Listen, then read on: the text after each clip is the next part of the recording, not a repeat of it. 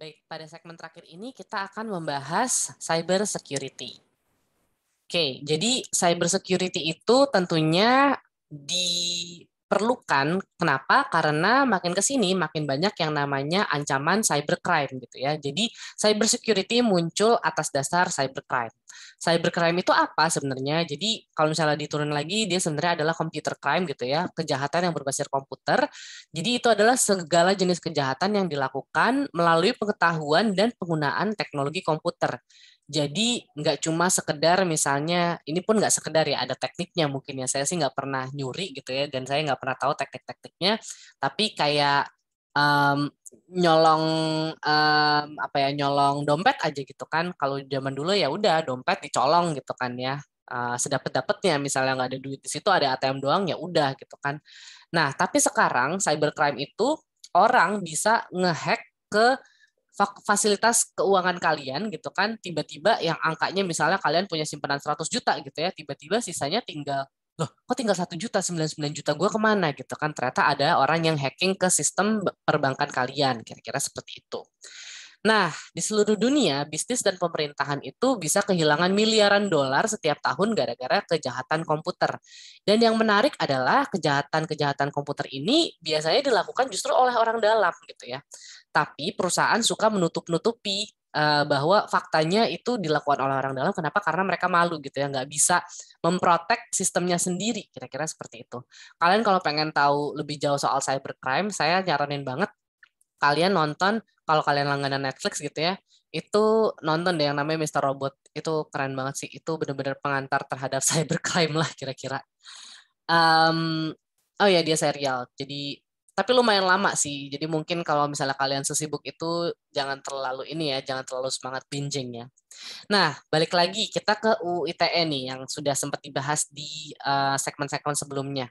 Jadi ternyata materi-materi terkait cybercrime ini tuh sudah ada di UU ITE. Jadi moral of the story-nya, walaupun UU ITE ini masih dipergunjingkan gitu ya, karena sering banget dibilang ada pasal-pasal yang sifatnya karet atau segala macam, tapi sudah ada apa ya, pergerakan gitu ya, sudah ada inisiatif dari orang-orang di bidang hukum bahwa cybercrime ini ternyata sesuatu yang perlu digarisbawahi gitu ya, merupakan sesuatu yang penting dalam masa sekarang gitu.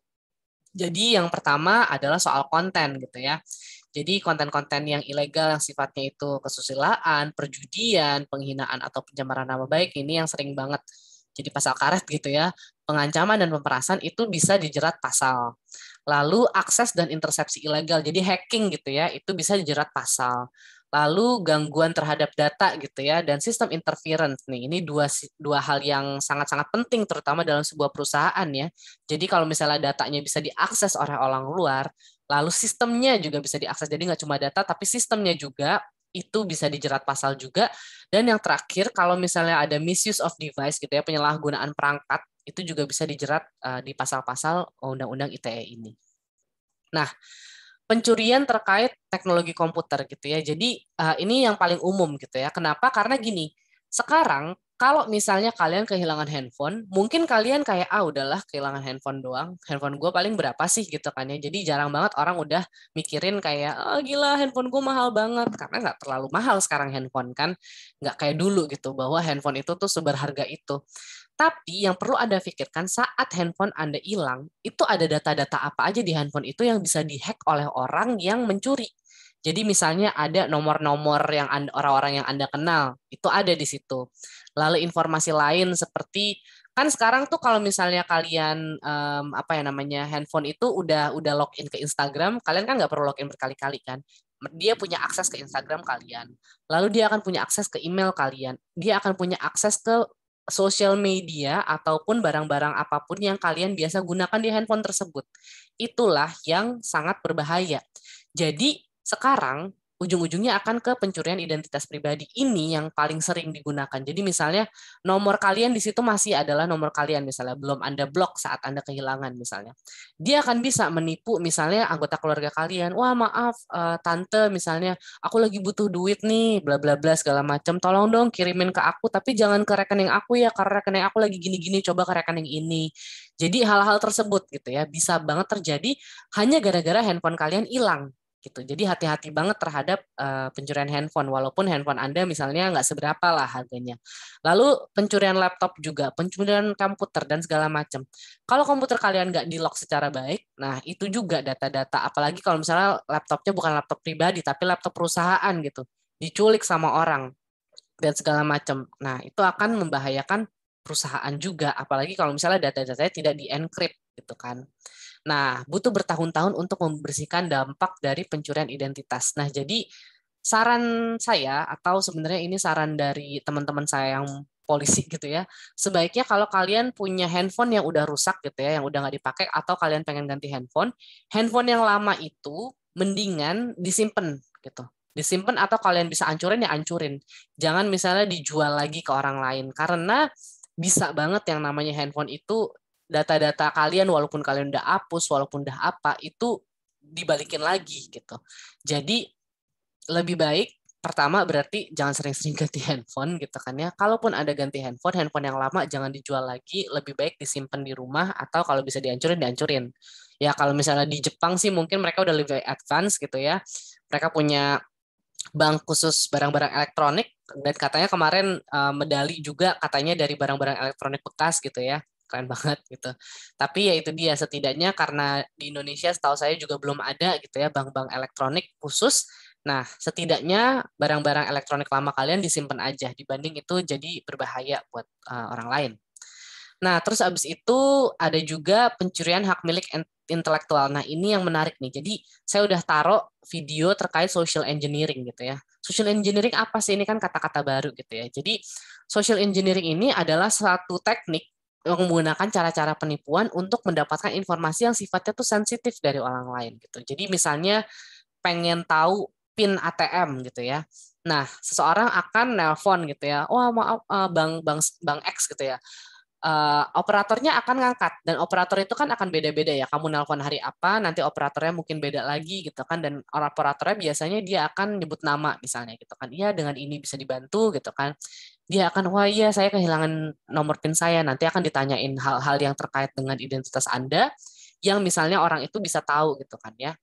Nah, nanti ujung-ujungnya dia akan mendapatkan informasi itu mungkin nggak sekali dua kali, tapi misalnya sekali, wah nggak dapet dari operator ini, tapi ada data-data tertentu yang kayak, oh ternyata benar gitu kan. Lalu telepon lagi operator lain gitu kan. Tetet, ada data ini yang kira-kira, wah ini cocok nih, ini benar gitu kan. Mungkin berapa kali nelpon operator baru akhirnya dapet PIN itu, tapi ada cara untuk ke sana gitu. Jadi hati-hati banget sama data-data pribadi Anda gitu kan. Social engineering ini jenisnya banyak, kalian bisa lihat di video yang sudah saya berikan. Yang paling sering itu adalah yang namanya phishing. Sebelum kita ngomongin spoofing, kita ngomongin phishing dulu ya. Jadi phishing ini kalian hati-hati banget. Saya nggak tahu kalau email-email ITB itu dapat email phishing atau enggak, tapi kalau di Leeds itu sering banget dapat email phishing setiap awal tahun ajaran. Kenapa? Karena setiap awal tahun ajaran itu banyak banget mahasiswa internasional yang ke Leeds gitu ya, tanpa mengetahui misalnya leads itu apa segala macam baru dapat email leads. Nah, di email leads ini biasanya mereka akan dapat sebuah email gitu ya. Anda katakan emailnya dari Facebook gitu misalnya contohnya ya paling nyata. Dari Facebook dibilang Anda butuh mengupdate informasi Facebook Anda sekian sekian sekian. Klik link di bawah ini untuk memperbaikinya. Jadi link itu Anda klik lalu Anda akan ke sebuah website yang kelihatannya seperti Facebook padahal bukan Facebook. Lalu Anda masukin login credentials Anda. Jadi username Anda apa, password Anda apa. Nah, password dan username ini padahal direkam oleh si orang yang ngirim phishing email ini gitu kira-kira. Jadi informasi penting tersebut mereka punya, ujung-ujungnya mereka akan punya akses terhadap informasi apapun yang Anda taruh di sosial media tersebut gitu. Jadi phishing itu lagi-lagi dia akan mencoba mendapatkan informasi penting, umumnya sih username, password gitu kan. Lebih jauh lagi kalau sampai ke informasi kartu kredit gitu kan ya, kartu kreditnya angkanya berapa, terus di kartu kredit biasanya kan di belakangnya ada 3 angka penting gitu ya yang tidak boleh diketahui orang lain. Itu kalau misalnya sampai Anda masukin ke website yang tidak benar itu bisa disalahgunakan oleh orang lain gitulah kira-kira. Jadi dia berpura-pura menjadi satu pihak yang terpercaya padahal tidak sama sekali gitu. Nah, lalu ada spoofing juga. Nah, kalau spoofing ini tuh biasanya ke IP address gitu. Jadi seakan-akan IP address-nya kamu padahal dia itu orang lain kira-kira kayak gitu. Intinya sih menyamar sih semuanya tuh menyamar untuk mendapat informasi-informasi yang sifatnya sensitif. Nah, ini sekarang ada yang namanya perangkat lunak ya. Perangkat lunak sabotase. Jadi software-software yang bisa membahayakan laptop Anda atau PC Anda. Jadi semua perangkat lunak ini kamu bisa kategorikan sebagai malware atau malicious software. Malicious software ini ada beberapa jenis. Yang pertama adalah virus. Virus ini yang paling umum ya. Mungkin teman-teman di sini udah pernah mengalami komputernya kena virus atau segala macam. Jadi virus ini tuh sebenarnya seperti virus di tubuh gitu ya, kayak virus COVID gitu kan ya. Dia kan akan pertama mungkin cuma terhirup gitu ya. Lalu dia akan masuk ke organ-organ tubuh. Misalnya kalau misalnya Anda memang punya kelemahan di paru-paru, dia akan nyerang tuh paru-paru gitu kan. Lalu dia akan nyerang-nyerang bagian-bagian lain yang punya kelemahan tertentu sampai akhirnya dia benar-benar stop kalau misalnya badannya memang tidak kuat. Contohnya kayak gitu. Nah, virus ini juga di komputer sama. Jadi, tapi uniknya virus komputer itu tuh nggak akan aktif kalau nggak Anda aktifkan. Jadi contohnya virus ini tuh bisa dalam bentuk executable files. Jadi executable files tuh biasanya yang .exe gitu ya. Nah, installer-installer kan biasanya .exe. Jadi Anda hati-hati banget kalau misalnya download satu software dari software yang harusnya berbayar, tapi ada provider yang membuat itu jadi gratis gitu ya. Nah, itu hati-hati banget gitu ya karena bisa jadi installernya itu palsu. Jadi itu bukan installer tapi ternyata itu adalah virus. Itu saya pernah kejadian kayak gitu ya. Jadi Anda double klik biasanya kan executable files itu dia akan run, ternyata dia itu bukan installer, ternyata dia itu virus gitu. Dan dia akan bisa mereplikasi diri sampai akhirnya komputernya rusak sama sekali. Lalu ada juga yang namanya worm. Worm itu lebih bahayanya lagi kenapa? Karena kalau komputer Anda ini terkoneksi dengan komputer lain, misalnya Anda ada di kantor, worm itu bisa jalan-jalan ke network-network kalian. Jadi komputer Anda rusak, jalan ke network lain, rusak lagi, jalan lagi, rusak lagi. Gitu. Lalu ada juga yang namanya Trojan Horse gitu. Nah, Trojan Horse itu dia itu kalau misalnya kalian punya pernah tahu cerita terkait Trojan Horse ya. Jadi dia itu ternyata bukan di zaman Roma, tapi dia itu di zaman Greek gitu. Udah lama banget, jauh-jauh banget sebelum Roma ada ternyata. Jadi Trojan Horse ini intinya sesuatu yang kelihatannya tidak berbahaya gitu ya, tapi dia itu ternyata bisa aktif pada apa ya? Pada saat-saat tertentu gitu. Jadi contohnya di sini ada logic bomb. Jadi logic bomb itu adalah saat ada event tertentu, misalnya kalau saya neken tombol start, si Trojan ini akan aktif. Atau misalnya saat saya buka Microsoft Word gitu misalnya, Trojan ini akan aktif. Jadi itu adalah Trojan horse yang sifatnya logic bomb. Ada juga yang sifatnya time bomb gitu. Misalnya ada misalnya kalau misalnya dia akan aktif di jam 10 WIB gitu ya. Dia akan tung kayak gitu. Atau misalnya saat Trojan horse-nya masuk gitu ya, dia akan nunggu 20 menit dulu baru dia bom gitu ya keluar. Kira-kira kayak gitu. Bedanya Trojan horse sama virus tuh seperti itu. Jadi kalau virus tuh Anda yang aktifin, kalau Trojan horse dia itu akan aktif kalau ada triggernya. Kira-kira kayak gitu. Dan Anda kadang-kadang nggak tahu triggernya apa. Lalu ada juga yang namanya spyware dan spybot. Nah, kalau spyware ini dia akan mengumpulkan informasi terkait apa yang usernya lakukan. Seperti sekarang saya lagi bikin materi kuliah gitu ya. Spyware ini bisa tahu, oh jam segini sampai jam segini Gaby sedang memberikan materi kuliah, lagi rekaman. Lalu habis rekaman dia akan misalnya bikin untuk materi kuliah selanjutnya dan lain-lain. Jadi spyware ini tuh mengetahui jam per jamnya kira-kira orang ini ngapain gitu kan, login kemana aja, bahkan dia bisa tahu misalnya saya tunjukin password saya tuh, saya nggak klik bintang-bintang-bintangnya, tapi misalnya password saya apa di sebuah social media gitu ya, atau email saya, dia akan tahu. Dan ada yang namanya spybot juga. Spybot ini, dia akan mengomunikasikan data-data tersebut ke pihak lain melalui internet. Jadi ini adalah perangkat-perangkat lunak sabotase yang Anda perlu ketahui. Lalu ada yang namanya hacking dan electronic trespassing. Jadi kalau misalnya Anda sering banget dengar hacker gitu ya. Hacker itu sebenarnya apa sih? Hacker itu adalah orang yang memasuki sistem komputer orang lain tanpa izin gitu ya. Jadi ada juga cracking. Jadi ada beberapa tipe hacker ya di dunia ini. Saya tuh dulu pernah mimpi pengen jadi hacker gitu ya. At least pengen tahu aja caranya gimana karena kayak keren gitu ya. Tapi ternyata selalu nggak bisa karena ya nggak ada waktu dan kayaknya ya udahlah gitu kan, saya sudah nggak perlu tahu itu juga gitu kan ya. Dan ternyata berbahaya juga ternyata hacking itu. Nanti kita akan bahas kenapa hacking itu ternyata berbahaya. Jadi hacking itu tuh ada yang namanya cracking atau criminal hacking, ada juga ternyata hacktivist, justru orang-orang yang ngehack dalam bentuk dia itu sebagai bentuk aktivitas politik mereka kayak gitu. Nah, lalu ada juga botnets gitu ya, adalah jaringan komputer yang telah dibajak gitu ya, itu istilah mereka. Dan ada juga DOS. DOS ini adalah sebuah attack. Nah, ini dibahas tuh di Mr. Robot. Jadi silahkan Anda nonton si Mr. Robot ini gitu ya. Saya lupa kayak masih di episode awal-awal deh, episode 1 atau 2 gitu. Ada di DOS attack yang cukup gede. Nah, dia itu adalah sebuah serangan. Jadi DOS itu adalah denial of service gitu ya. Jadi bukan MS-DOS, itu bukan, itu beda lagi. DOS itu denial of service. Jadi serangan dengan cara bombardir server atau website sedemikian rupa untuk menghentikan operasi di server atau website tersebut. Jadi bayangin misalnya kalian pasti nggak asing dengan Instagram. Kalian pasti upload semua foto kalian di Instagram ya.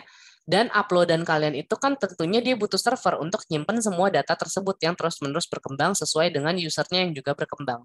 Bayangin kalau servernya Instagram itu rusak, yang nyimpen data-data kalian itu rusak, artinya akan ada saat di mana kalian nggak bisa akses. Terus ternyata kalian login sama Instagram, lo foto-foto saya nggak ada, history saya nggak ada, jumlah like saya segala macam itu udah nggak ada. Nah, itu bisa terjadi saat servernya si Instagram ini di-attack sama hacker-hacker. Ya, jadi tentunya karena kalian sudah tahu bahayanya apa, kalian sudah tahu perangkat lunak sabotase, kalian sudah tahu hacking itu apa, ada beberapa teknologi keamanan komputer yang berkembang sampai saat ini. Tentunya ada yang namanya antivirus software gitu ya. Nah, jadi antivirus ini ya kayak obat sih sebenarnya, obat antivirus gitu kan. Kalian itu sebenarnya antivirus itu penting ya. Dan kalau bisa sih yang bayar gitu ya, jangan yang gratisan dan jangan yang bajakan gitu. Karena sekali komputer Anda kena virus, terutama kalau komputer Anda adalah mata pencarian Anda nantinya, worth it banget untuk install antivirus gitu ya. Yang berbayar misalnya dia itu diperbarui per tahunnya berapa, kira-kira kayak gitulah. Paling enggak, jadi kalau ada kena virus, langsung bisa dibersihin pada saat itu juga. Karena kita suka nggak tahu, ternyata ada virus yang lagi mereplikasi diri pelan-pelan, tiba-tiba komputernya nge-hang, nggak bisa dipakai sama sekali. Nah, terus habis itu ada yang namanya security patches. Dari kata-katanya di sini sudah bisa dilihat patch itu kan sebenarnya tambelan gitu ya. Nah, security patches ini gunanya untuk mendeteksi kebocoran pada keamanan. Misalnya ada data-data kalian yang kok ada data-data yang keluar, dia akan menghalangi hal tersebut gitu ya. Jadi itu security patch. Lalu ada firewall. Nah, firewall ini juga kalau misalnya kalian buka satu website yang menurut komputer kalian itu berbahaya, dia akan ngasih tahu kalian yakin gitu ya. Kamu yakin mau ke website ini? Dia ini bahaya karena ini. Jadi ada level tertentu yang setidaknya tuh kalian nggak menentukan sendiri mau ke situ atau tidak. Ada firewall ini. Lalu ada encryption software gitu ya. Jadi software untuk menenkripsi data-data tersebut. Jadi kayak misalnya tadinya itu informasi yang jelas gitu ya, surat yang jelas tapi di-encrypt sama dia jadi blabber lah gitu, jadi nggak jelas kata-katanya dalam proses pengiriman kira-kira gitu. Jadi kalau misalnya dia itu nyampe-nya nggak ke orang yang Anda mau, dia hanya akan berupa kode-kode yang nggak jelas. Lalu ada juga audit control software untuk menyimpan transaksi komputer. Jadi bisa diketahui jejak-jejak aktivitasnya seperti apa. Nah, beberapa tips keamanan komputer. Yang pertama itu secara reguler backup data secara fisik di tempat yang berbeda dalam selain komputer. Jadi saya tuh sering banget, pokoknya saya sih sebenarnya sekarang udah jarang bahkan nyimpen data itu di bener-bener di komputer. Biasanya langsung ke external hard drive gitu. Jadi saya bisa bawa kemana-mana gitu kan. Dan kalau misalnya apa-apa rusak gitu ya, komputer saya rusak, data saya tetap aman gitu. Karena saya sempat kemarin komputernya bertindak aneh gitu waktu saya penyelesaian tesis S3 saya, harus saya install ulang, semua data komputer harus terhapus, tapi data-data tesis saya, data-data penelitian saya tetap aman karena ada di hard drive. Dan biasanya dulu sih per 1 bulan, tapi sekarang udah agak jarang karena udah nggak terlalu bergantung terhadap data-data tersebut. Tapi dulu per 1 bulan saya backup ke hard drive lain. Jadi saya punya beberapa hard drive, setidaknya 3 kayaknya saya punya external hard drive.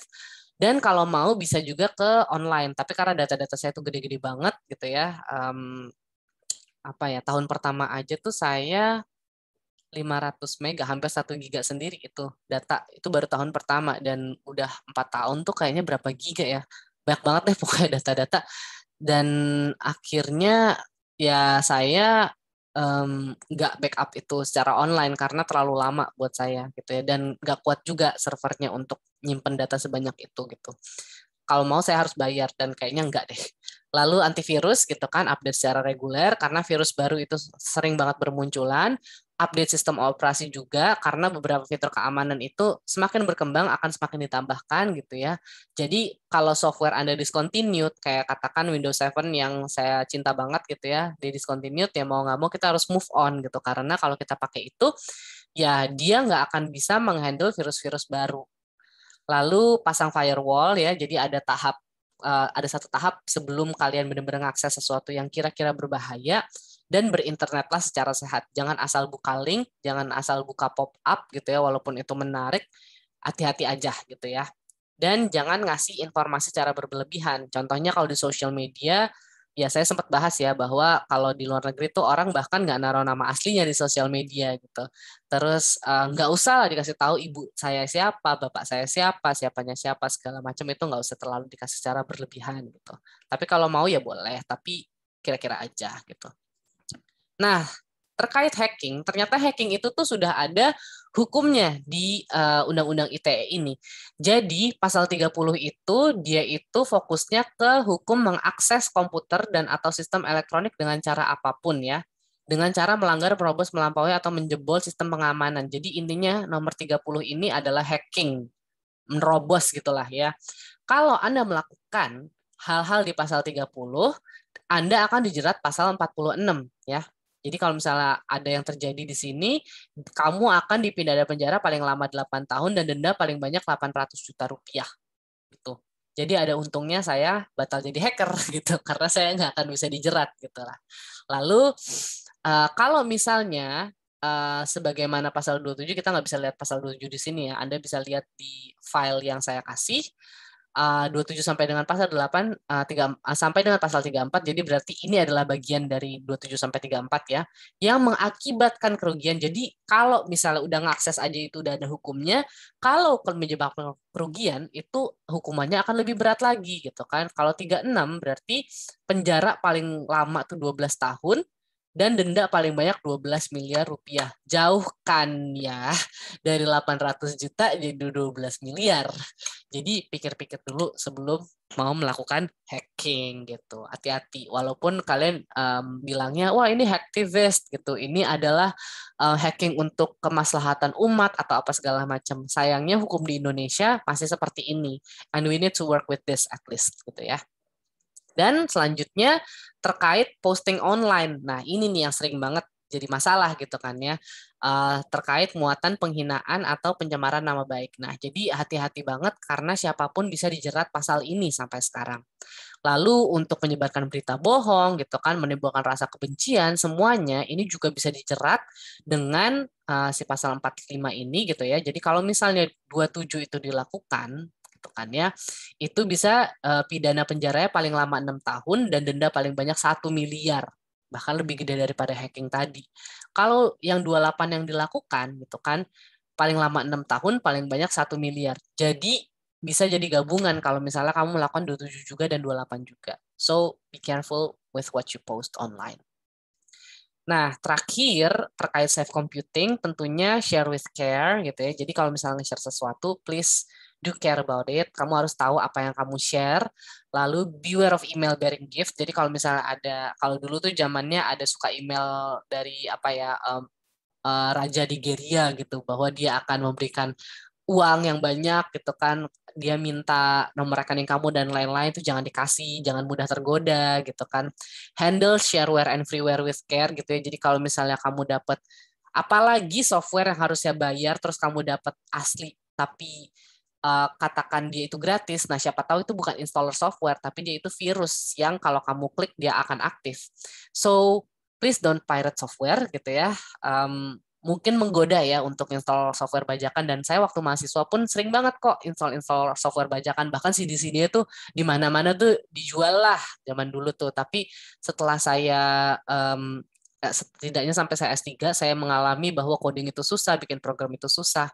Please hargai orang-orang yang berada di balik software itu. Jadi beli asli lah kalau emang harus beli, tapi kalau enggak ya ambil aja berarti yang open source. Jadi semua software di laptop saya itu open source semua gitu. Karena ada juga satu yang license, tapi license-nya saya dapat dari ITB. Jadi saya udah nggak pernah bajak software lagi gitu ya. Lalu disinfect regularly, take your password seriously, jangan pakai password yang gampang kebaca sama orang, never use PASSWORD sebagai password kamu, jangan pakai 123456789 atau kebalikannya, jangan pakai tanggal lahir bapak, ibu, suami, anak, terus tanggal pernikahan, jangan tanggal-tanggal penting lah pokoknya. So really take your password seriously biar nggak ketebak gampang sama orang. If it's important, back it up. If it's sensitive, lock it up. Jadi dua ini juga kunci gitu ya. Lalu treat your removable disk and drive as if they contain something important gitu ya. Jadi kalau misalnya Anda punya hard drive eksternal gitu ya, itu benar-benar dijaga, jangan sampai orang tuh bisa mengakses itu dengan mudah juga. Dan kalau misalnya kalian mengirim sesuatu yang sifatnya confidential atau sensitif, consider encryption gitu ya. Jadi ada banyak software-software enkripsi yang kalian bisa akses sekarang. Nah, tadi itu computing survival tips, yang ini sekarang online gitu ya. So, let your system do as much as possible. Maksudnya apa? Maksudnya dalam arti pokoknya kalian install antivirus gitu ya. Install pop-up, aktifin pop-up blocker, aktifin firewall. Pokoknya kalian bikin sistem kalian tuh seaman mungkin. Jadi kalau misalnya mereka send sesuatu yang berbahaya, dia akan kasih tahu ke kamu, are you sure you want to access this website? Misalnya kayak gitu, website ini berbahaya karena gini. Terus kalau misalnya kalian mau install sesuatu, biasanya dia akan juga ngasih tahu, apakah kamu yakin kamu mau install ini? Karena dia itu dadadadada. Jadi make your system do as much as possible before you decide. Lalu store names and addresses in a computer accessible address books. Jadi kalau misalnya ada yang penting-penting ya at least kamu simpen itu ke satu satu database yang kamu bisa akses dengan mudah lah, di Excel kayak paling enggak gitu ya.